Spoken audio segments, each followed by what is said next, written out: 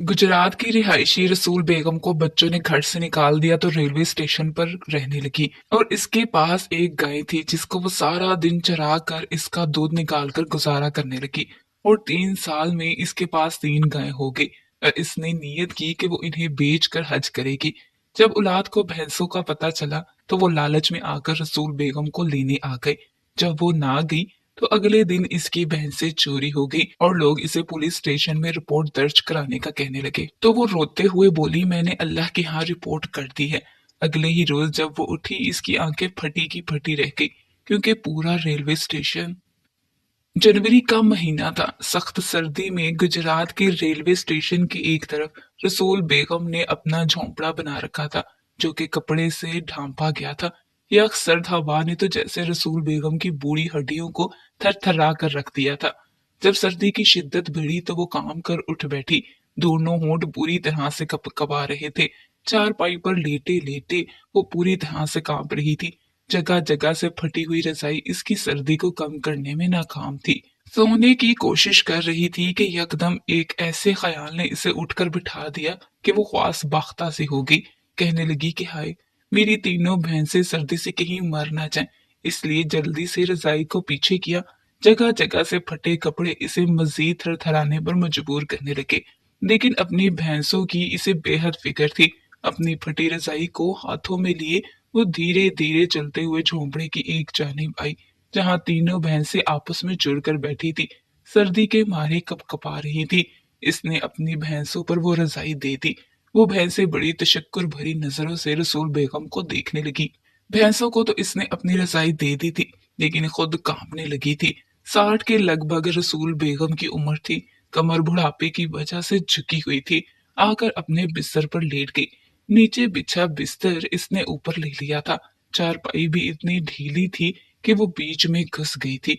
पूरी रात रसूल बेगम कांपती रही थी। एक लम्हे को भी इसकी आंख न लगी। लेकिन दिल में जज्बा ईमानी इस कदर बुलंद था कि सब कुछ सह रही थी। कहती थी कि इस साल तीनों भैंसों को बेचकर पैसे इकट्ठे करूंगी और अल्लाह का घर देखने जाऊंगी। हज की अदायगी करूंगी, फिर चाहे मौत आ जाए कोई परवाह नहीं। रसूल बेगम को अपनी गुज़िश्ता जिंदगी याद आने लगी। बचपन से जवानी और जवानी से बुढ़ापा, सिर्फ मुशक्कतें ही काटी थी इस औरत ने। कोई लम्हा ऐसा ना था जिसमें इसको मुकम्मल खुशी नसीब हुई हो। छोटी सी थी जब अपने घर में बंदी गायें भैंसें बड़े शौक से संभालती थी। अपनी माँ के साथ लगकर गाय के गोबर के ओपड़े उठाती, इसको दीवारों पर लगा देती। ये सब काम करते हुए इसने जवानी की दहलीज पर जैसे ही कदम रखा तो इसके वालिद ने इसकी शादी कर दी। ससुराल का माहौल भी इसे ऐसा ही मिला था। घर के काम काजों के साथ वो गाय भैंसों का भी बहुत ख्याल रखती थी। इसके शोहर ने जब इसे इसकी ख्वाहिश पूछी कि तुम बताओ तुम्हें क्या पसंद है, मैं तुम्हें वही चीज ला कर दूंगा। नई नई शादी हुई थी इसलिए शोहर ने समझा कि शायद वो कांच की चूड़ियां या बालों के लिए परांदा मांग लेगी और इसे ला देगा तो खुश हो जाएगी। लेकिन जो बात रसूल बेगम ने कही वो सुनकर इसका शोहर पहलू बदल कर रह गया था। कहने लगी, मुझे हज करने का बड़ा शौक है, नूर मोहम्मद मुझे हज करवा दे। रसूल बेगम का शोहर नूर मोहम्मद कहने लगा, तू जानती है मेरा इतना काम नहीं कि मैं हज करवा सकूं। हाँ, लेकिन तुझे मैं रोज का खर्चा दूंगा, तो जमा कर लेना। आगे जैसे तेरे और मेरे रब सोने की मर्जी, वो हमारी नीयतों को हमसे बेहतर जानता है।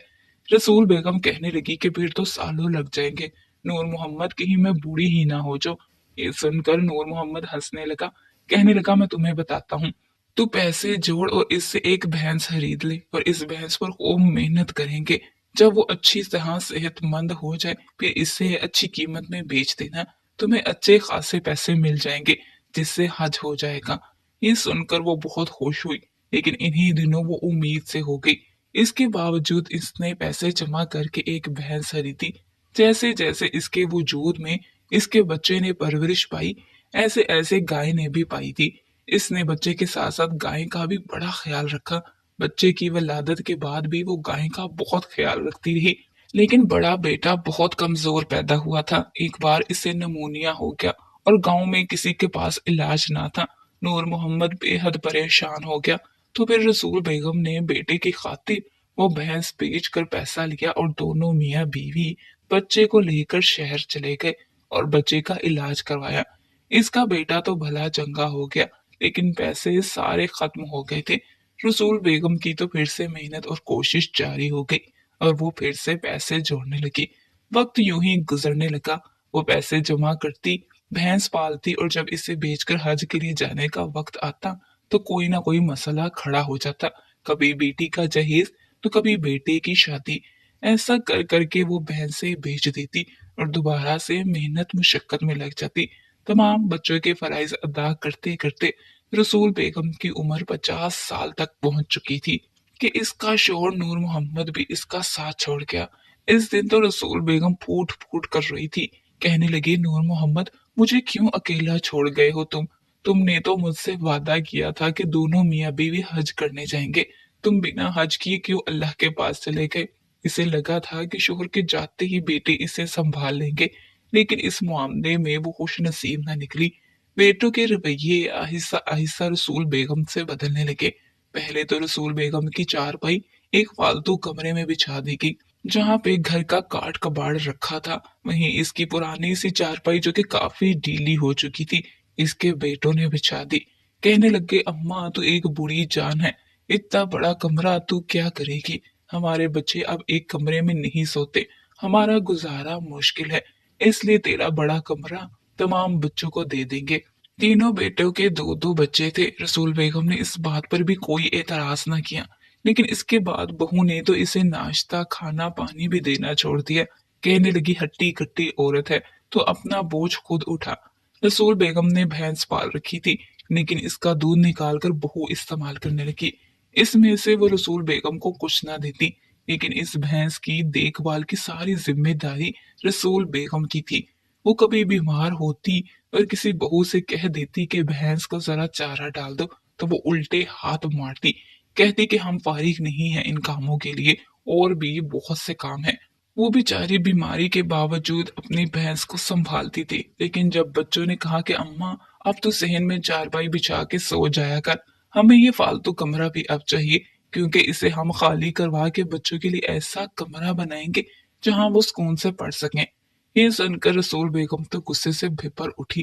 कहने लगी, मैं क्या कोई फालतू सामान हूँ जो तुम लोगों का जहां दिल चाहता है मुझे फेंक देते हो? इस कमरे से काट कबाड़ उठवाओ, लेकिन ये कमरा अब मैं रखूंगी।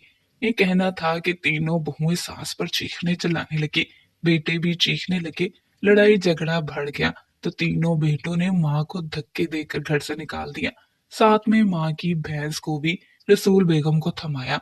रसूल बेगम तो रो रो कर बेहाल हो गई। गांव के बहुत से लोगों ने इसके बेटों को समझाया, लेकिन वो कुछ भी सुनने को तैयार ना था। कहने लगे, इस औरत ने तो हमारी जिंदगी अजीरन बना दी है, हम इसे अपने घर में नहीं रखेंगे, हमारे घर में कोई जगह नहीं है। रसूल बेगम बेचारी रोते धोते स्टेशन पर चली गई। वहीं बेंच पर बैठी अपनी गाय की रस्सी हाथ में पकड़े रो रही थी। एक नौजवान इसके पास आया। जब इसकी वहां बैठने की वजह दरियाफ्त की तो इसने रोते हुए अपने बेटों की सारी बात इसे बताई। तो इस नौजवान ने स्टेशन के पास ही इसे एक अच्छा सा झोंपड़ा डाल दिया। इसने नौजवान लड़के को बहुत सी दुआएं दी। कुछ रसूल बेगम का इखलाक भी ऐसा था कि वहां पर आते जाते लोग इनसे काफी मायूस हो चुके थे। स्टेशन से कुछ दूरी पर ही एक कबाड़ वाला भी मौजूद था, जो अक्सर कचरा चुनने के लिए स्टेशन की जानिब आ जाया करता था। एक मर्तबा जब वो एक शाम वहां से जरूरत का कचरा चुनने के लिए आया तो क्या देखा कि स्टेशन बिल्कुल वीरान पड़ा है। इक्का दुक्का ही लोग आ जा रहे हैं और स्टेशन के एक जानिब एक झोंपड़ी बनी है, जिसकी छत पर तो कपड़ा है, मगर दीवार की सिर्फ एक जानिब चादर गिरी हुई है। बाकी दीवारों पर सिर्फ लकड़ी के बांस ही मौजूद हैं और इसमें एक बूढ़ी औरत बैठी है। ना ही इस झोंपड़ी में कोई चारपाई थी और ना ही वहां पर कोई और जरूरत का सामान था। वो अक्सर रसूल बेगम को वहां पर अपनी भैंसें चराते हुए दिखता रहता। सारा दिन रसूल बेगम का अपनी भैंस के साथ ही गुजर जाता था। वो इसका यूं ख्याल रखती जैसे वो इसका कोई कीमती सरमाया हो। था तो वो भी गरीब ही, मगर रसूल बेगम की हालत देखकर इसे इस पर तरस आने लगा। भले ही इसका खुद का मुश्किल से गुजारा हो रहा था, मगर इसके बावजूद रसूल बेगम की हालत देखकर और इसका अंदाज देखकर तो वो ये अंदाजा लगा चुका था कि ये कोई जद्दी पुश्ती गरीब या फिर खाना बदोश नहीं है, बल्कि किसी मजबूरी के तहत यहाँ रह रही है। वो कबाड़ वाला एक रोज अपने कबाड़ खाने में आया। एक पुरानी वो सीधा सी चारपाई और कुछ जरूरत का सामान जिसे बेचकर अच्छी खासी रकम मिल सकती थी, वो उठाकर रसूल बेगम के पास चला आया। इस वक्त रसूल बेगम अपनी झोंपड़ी के पास बैठी ताजा घास काट कर अपनी भैंस को दे रही थी कि जब वो कबाड़िया जिसकी उम्र 22-23 साल थी इसके पास चला आया। रसूल बेगम ने लड़के को देखा तो हैरत से इसके पास मौजूद सामान देखने लगी। तो वो लड़का कहने लगा कि अम्मा जी, आप ये सामान अपने पास रख ले, ये सब मैं आपके लिए लाया हूँ। ये सुनकर रसूल बेगम की आंखें अश्कबार हो चुकी थी। इसने इस लड़के का शुक्रिया अदा किया और फिर इससे वो सारा सामान ले लिया। इसकी आंखों में आंसू इस वजह से भी आ जाया करते थे कि खैर लोग इसका अखलाक और इसकी गुर्बत देखकर इसका साथ देने के लिए तैयार थे। अक्सर इस स्टेशन पर उतरने वाले लोग इसकी माली मदद भी कर दिया करते थे और बदले में रसूल बेगम से ढेरों दुआएं लिया करते थे। मगर इसकी ही औलाद थी। 3-3 बेटे होने के बावजूद वो झोंपड़े में ही रह रही थी और किसी बेटे ने पलटकर ये देखने की भी कोशिश नहीं की थी कि इनकी माँ कहाँ गई है। खैर यूं ही वक्त गुजरता गया और इस भैंस ने 2 बच्चों को जन्म दिया। ये देखकर तो रसूल बेगम की खुशी की कोई इंतहा न रही। इसकी आंखों में आंसू आ चुके थे। वो खुशी से वहां पर आने वाले हर शख्स को बता रही थी कि मेरी भैंस ने बच्चे दिए हैं। ये भैंस नहीं बल्कि मेरे टिकट हैं, टिकट। कुछ लोग तो इसे जरा पागल समझते थे। यही समझते कि शायद रसूल बेगम का ज़हनी तवाज़ुन वक्त के साथ साथ बिगड़ता चला जा रहा है, क्योंकि हर वक्त इसकी जुबान से यही बातें निकलती थी कि ये भैंस नहीं मेरे टिकट है। आखिर एक मर्तबा इससे किसी ने पूछ ही लिया कि ये कैसे टिकट है, तुम इन भैंसों को टिकट कैसे कह सकती हो। ये सुनकर रसूल बेगम कहने लगी कि तुम नहीं समझोगे। मेरे शोहर ने मुझे कहा था कि तुम भैंसों को पाल पोस कर बेचना, तुम्हें जो पैसे मिले इससे हज करने के लिए अल्लाह के घर चली जाना। तभी तो मैं कहती हूँ कि ये भैंसे नहीं बल्कि मेरा हज का टिकट है, टिकट। ये सुनकर तमाम लोग इससे मुतासिर हुए बगैर नहीं रहते थे।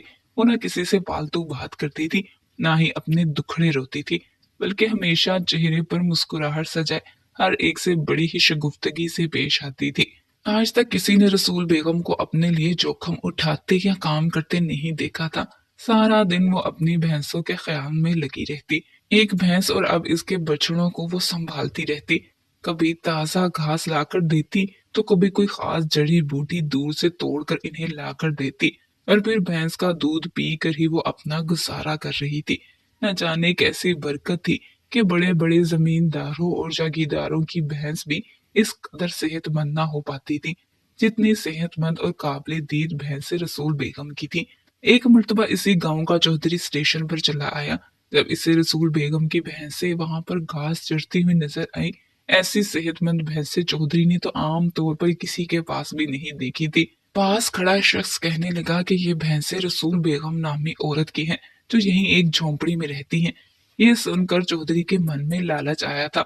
वो चलता हुआ झोंपड़ी के पास आया जहां पर रसूल बेगम रहती थी। रसूल बेगम ने झोंपड़ी के बाहर लोगों की आवाज सुनी तो फौरन चेहरा छुपाए बाहर निकल आई। देखा तो सामने गांव का चौधरी खड़ा था। कहने लगा कि ये भैंसें आपकी हैं। तो रसूल बेगम ने फौरन हाँ में सर हिलाया। वो बड़ी ही हिचकिचा रही थी क्योंकि सामने एक गांव का चौधरी था। कहने लगा बड़ी ही अच्छी भैंसें हैं, अगर तुम चाहो तो मैं तुम्हें इनका मुआवजा दे सकता हूँ।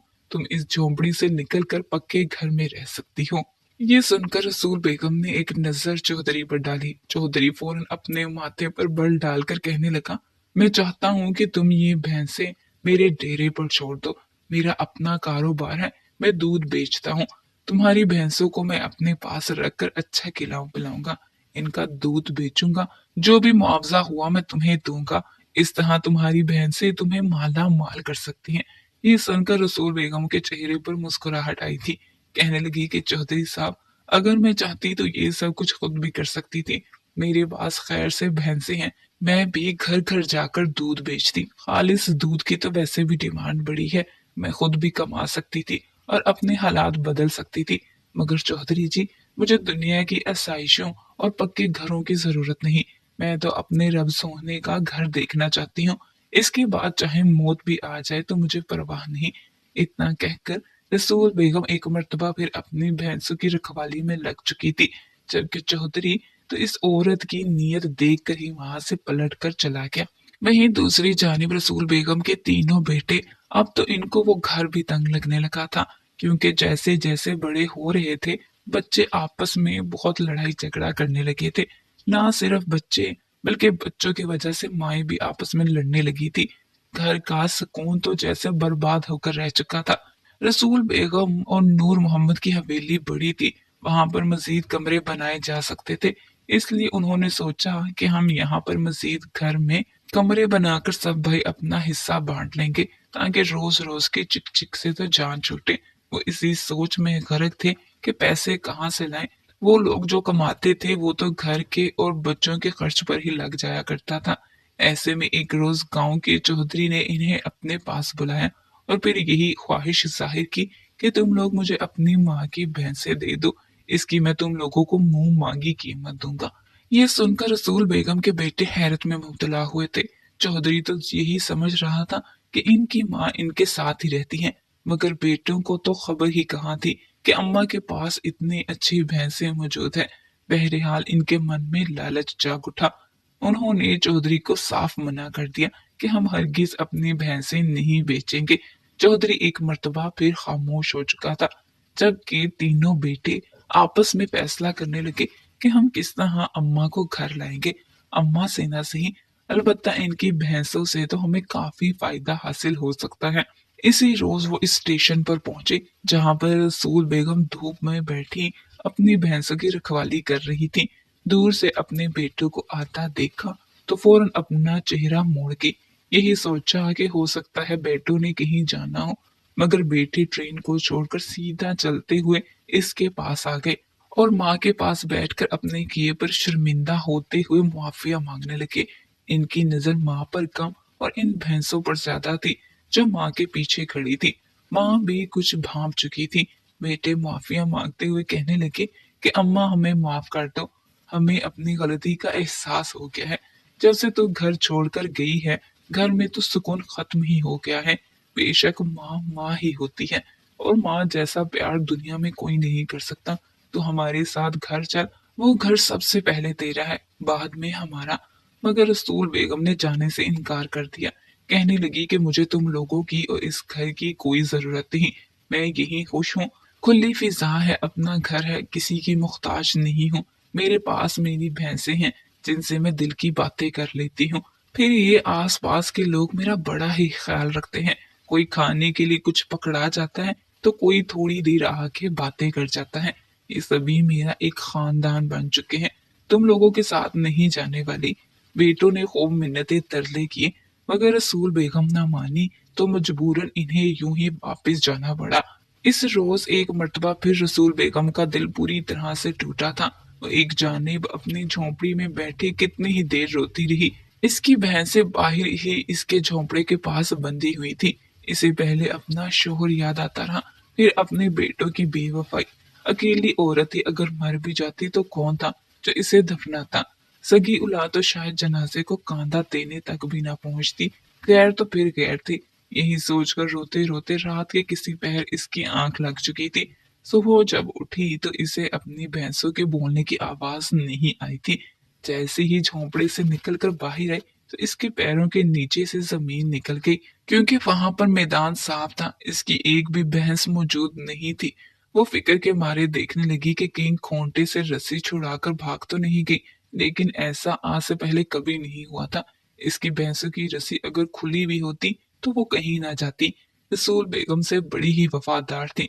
वो हांफते हुए अपनी भैंसों को इधर उधर ढूंढने लगी, यहाँ तक कि पूरा स्टेशन छान मारा, मगर इसकी भैंसें कहीं नहीं थी। वो तो फूट फूट कर रोने लगी। इसे रोता देख कर स्टेशन पर मौजूद लोग इसकी जानिब आने लगे। वो रोते हुए सबको भैंस का बताने लगी तो हर कोई रसूल बेगम के साथ तड़प उठा था। सभी इसकी भैंसों को ढूंढने लगे, यहाँ तक कि मस्जिदों में ऐलान भी करवा दिया, मगर इसकी भैंसें कहीं नहीं मिली थी। कुछ लोग इसके पास आए और कहने लगे, अम्मा तुम पुलिस स्टेशन में रिपोर्ट दर्ज करवाओ, हो सकता है तुम्हारी भैंसें मिल जाएं, चोर पकड़े जाएं। मगर रसूल बेगम रोते हुए कहने लगी कि नहीं, मैंने अपनी रिपोर्ट अल्लाह के बारगाह में दर्ज करवा दी है, یہ میرے حج کے ٹکٹ تھے، میری بھینسیں نہیں چوری ہوئی بلکہ میرے حج کا ٹکٹ چوری ہوا ہے، بس میرا رب مجھے میرا ٹکٹ دے دے۔ رسول بیگم کی یہ خبر اس قدر پھیلی کہ لوگ دور دور سے اس جانب آنے لگے، ہر کوئی اسی کوشش میں تھا کہ کسی طرح رسول بیگم کی بھینسیں مل جائیں۔ رسول بیگم کو تو اپنی زندگی خالی لگنے لگی تھی، وہ اپنی جھونپڑی میں بیٹھی رو رو کر اپنی حالت بگاڑ چکی تھی۔ اسے تو لگا تھا کہ شاید اب اس کی موت قریب ہے، وہ مر کر ہی اپنے رب سے ملے گی، خانہ کعبہ دیکھنا تو جیسے اس کے نصیب میں ہی نہ تھا۔ مگر اگلی صبح جب وہ اٹھی تو اس کے ہوش اڑے تھے، اس کی جھونپڑی کے باہر کئی بڑے لوگ بیٹھے تھے، رسول بیگم کے اٹھنے کا انتظار کر رہے تھے۔ رسول بیگم وہ کھلائی ہوئی باہر آئی اور کہنے لگی کہ کیا میری بھینسیں مل گئی؟ کیا تم لوگ میری بھینسوں کا پتہ لے کر آئے ہو؟ یہ سن کر ان لوگوں نے آگے بڑھتے ہوئے رسول بیگم کے سر پر ہاتھ رکھ دیا اور پھر اپنی جیب سے پیسے نکال کر رسول بیگم کی جھولی میں ڈالے اور کہنے لگے کہ رسول بیگم، نہ ہی یہ کوئی خیرات ہے اور نہ ہی کوئی صدقہ، نہ ہی یہ کوئی ہم تم پر ترس یا ہمدردی کے طور پر تمہیں پیسے دے رہے ہیں، بلکہ تم یہ سمجھو کہ تمہارے حج کا ٹکٹ ہے، ہم تمہیں اپنے پیسوں سے حج کروائیں گے۔ تم نے جو نیکیاں کی وہ تمہارا رب جانتا ہے، جس نیت سے تم اپنی بھینسوں کو پال رہی تھی وہ بھی تمہارا رب جانتا ہے، وہ تمہاری نیت سے انجان نہیں ہے، مگر اب ہمارا فرض بنتا ہے کہ ہم رسول بیگم کو خدا کا گھر دکھائیں۔ یہ سن کر رسول بیگم رونے لگی تھی، اس کے منہ سے تو بات ہی نہیں نکل رہی تھی، کتنی دیر ہچکیاں باندھے روتی رہی۔ اس نے پیسے واپس کرنے کی بھی سوچی، مگر وہ کہنے لگے کہ ہرگز نہیں، آپ ان پیسوں سے جا کر حج کریں، وقت کا کوئی بھروسہ نہیں، کم از کم آپ اپنی قبر میں یہ ارمان تو نہیں لے کر جائیں گی کہ آپ نے حج نہیں کیا۔ رسول بیگم مسکرائی تھی، کہنے لگی کہ تم لوگوں کا بہت بہت شکریہ، میرا رب میرے ساتھ انصاف ضرور کرے گا۔ رسول بیگم ایک قافلے کے ساتھ حج پر چلی گئی، شاید اس کی زندگی کا سب سے حسین لمحہ تھا، پورے گاؤں میں رسول بیگم کی چرچا تھی، اس کی تو خواہش تھی کہ خانہ کعبہ کو دیکھتے ہی اس کی روح پرواز کر جائے اور وہ یہی پاک زمین پر مدفن ہو جائے، اور اس کے جذبات ایسے تھے کہ لفظوں میں بیان کرنا ہی مشکل تھا۔ حج کا فریضہ سر انجام دے کر وہ واپس لوٹی تو گاؤں والے پھولوں کے ہار لے کر اس کے استقبال کو آئے تھے، سبھی اس کو لے کر اسٹیشن پہنچے تو رسول بیگم ٹھٹک کر رک گئی، کیونکہ اس کی تینوں بھینسیں اس کے جھونپڑے کے باہر یوں ہی بندھی تھی جیسے کبھی بندھی ہوا کرتی تھی۔ وہ حیرت سے لوگوں کا چہرہ دیکھتی اور پھر ان بھینسوں کو ماری خوشی کے وہ دوڑتے ہوئے اپنے بھینسوں کے پاس آئی اور انہیں سینے سے لگا کر رونے لگی، کہنے لگی کہ یہ بھینسیں کہاں سے آ گئی، یہ تو چوری ہو گئی تھی نا۔ تبھی گاؤں کا چودھری ایک جانب سے آیا اور روتے ہوئے اپنے سر سے پگڑی اتار کر رسول بیگم کے قدموں میں رکھ دی، روتے ہوئے کہنے لگا کہ اماں مجھے معاف کر دو، میں نے بہت بڑی غلطی کر دی، تمہاری بھینسوں کو دیکھ کر من میں عجیب سا لالچ امٹا تھا، اس لیے میں نے راتوں رات تمہاری بھینسیں چوری کروا لی تھی، مگر اس رات کے بعد کبھی سکون سے سو نہیں پایا، میرے ٹیرے پر مجھے ساری بھینسیں بیماری کا شکار ہو کر مر گئی، میرا کچھ بھی نہیں بچا، لاکھوں کا نقصان ہو گیا، تب مجھے اندازہ ہوا کہ میں نے کتنی بڑی غلطی کی ہے، یہ بھینسیں تمہاری امانت تھی، میں نے تمہیں لوٹا دی، بس مجھے بد دعا مت دینا۔ یہ سن کر رسول بیگم نے کچھ نہ کہا بلکہ اپنی آنکھوں میں آئے آنسو صاف کیے اور چودھری کو معاف کر دیا، کیونکہ وہ اپنے کیے کی سزا خود ہی بھگت چکا تھا۔ بے شک جو معاملات اللہ کے سپرد کر دے تو وہ ان مسائل کو یوں حل کرتا ہے کہ ہمیں کانوں کان خبر نہیں ہوتی اور سارے معاملات سلجھ کر ہمیں سجدہ شکر کرنے پر مجبور کر دیتے ہیں۔